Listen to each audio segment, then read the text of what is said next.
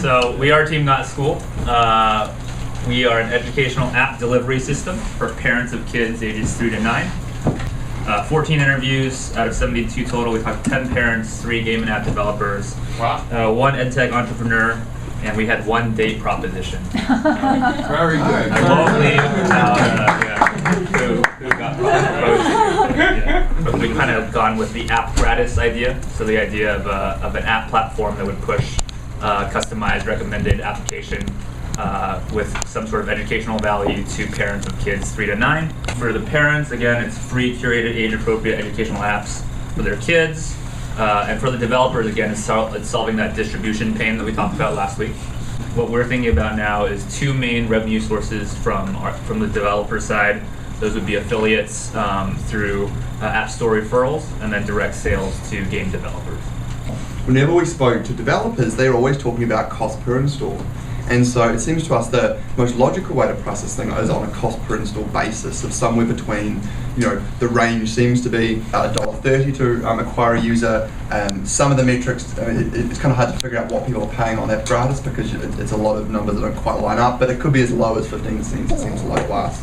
But somewhere in that kind of dollar to sort of 50 cents per install seems about the kind of right actual pricing level, and we think that the pricing model we want to use is the sort of cost per install. And so developers that we've spoken to have said, hey look, you may not get us into the App Store by yourself, but like if we can use a range of channels to make that work, then that could really work for us. And that sort of driving about 1,000 downloads is kind of the bare minimum scale that you need. And if you kind of do the maths to sort of work it back up, well, how many users would we need? We need about 50,000 installs, we think, before we could actually even start an economic conversation.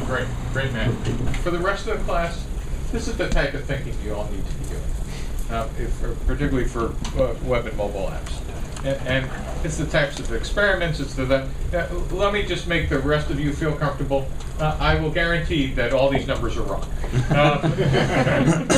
And only 2 of you are laughing. The other 2 are not amused. But in fact, no. Listen, if I would have told all of you that your initial business model canvases were so silly to be, none of you would have believed me.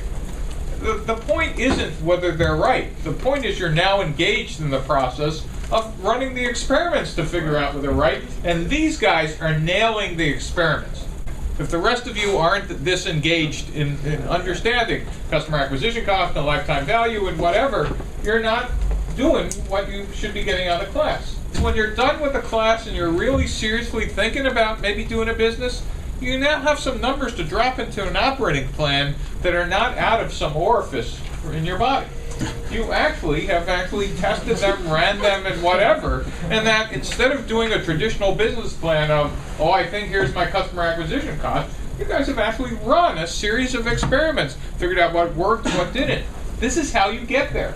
And doing it in class and cheaply and whatever is a great process. So congrats. That's truly.